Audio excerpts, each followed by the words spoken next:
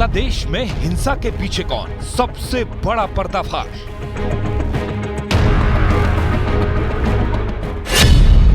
बांग्लादेश में तख्ता पलट साजिश का मास्टरमाइंड कौन?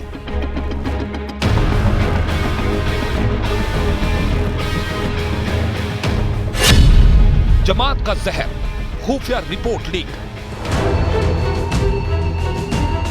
बांग्लादेश हिंसा में सैकड़ों लोगों को अपनी जान गंवानी पड़ी।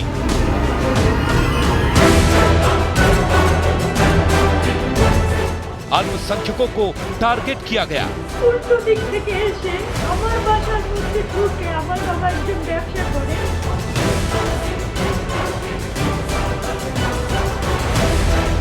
शेख हसीना को अपना पद छोड़ना पड़ा और बांग्लादेश छोड़कर भारत आना पड़ा। उनकी हालत ऐसी हो गई कि वो किसी दूसरे देश में शरण लेना चाहती हैं, लेकिन आगे का रास्ता अटका हुआ है या फिर अटका दिया गया है।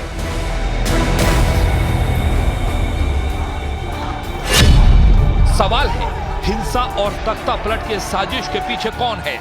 एक नाम जो सबसे ज्यादा चर्चा में है वो है जमात इस्लामी।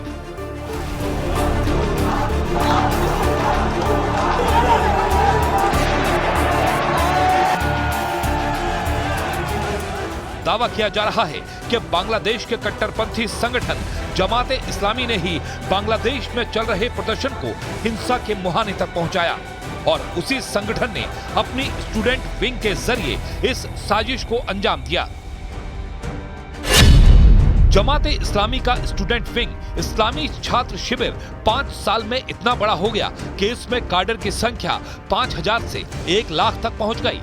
यही नहीं, इस्लामी छात्र शिविर के अध्यक्ष और पूर्व अध्यक्ष पूरे ढाका में पिछले 3 साल से एक्टिव दिखे।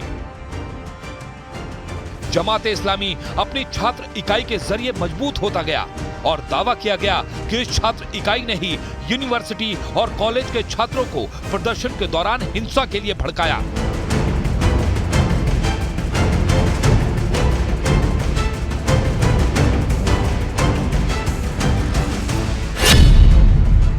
अपनी ताकत बढ़ाने के लिए जमात ने बांग्लादेश के विश्वविद्यालयों को चुना और वहां दाखिला लेने आए छात्रों पर नजर रखी। पिछले 10 साल में अपनी छात्र इकाई के जरिए जमात हर यूनिवर्सिटी तक पहुंचा और अपने कैडर को मजबूत करता रहा। 2023 में जमात ने स्टूडेंट विंग का ऐसा कैडर तैयार किया कि सीधे तौर पर सरकार के खिलाफ खड़ा हो सके और यहीं से शेख हसीना सरकार के खिलाफ विरोध की आग लगाई गई, जिसका नतीजा हिंसा, हत्या और तख्ता पलट के रूप में सामने आया। माना जाता है कि बांग्लादेश को हिंसा की आग में झोंकने में जमात इस्लामी की ही अहम भूमिका है।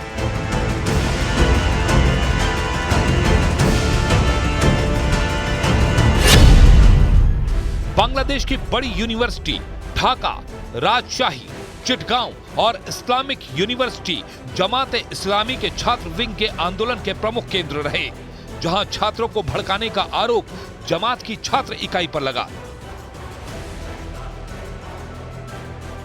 बांग्लादेश में हिंसा को भड़काने का आरोप जमात इस्लामी पर यूं ही नहीं लगा।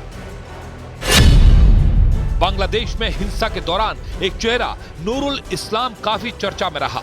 वो जमात की छात्र इकाई का पूर्व सदस्य है, जिसके संबंध जमात के नेताओं से मजबूत माने जाते हैं। वो न सिर्फ भारत विरोधी प्रदर्शन में शामिल रहा, बल्कि शेख हसीना के खिलाफ हुए प्रदर्शन से भी जुड़ा रहा और माना जाता है कि इस हिंसा और बांग्लादेश में तख्ता पलट का सबसे ज्यादा फायदा जमात और वहां की विपक्षी पार्टी बांग्लादेशी नेशनल पार्टी को हुआ। हिंसा के बाद इन दोनों के नेता जेल से रिहा होने लगे और बांग्लादेश की राजनीति में उनका दबदबा बढ़ गया।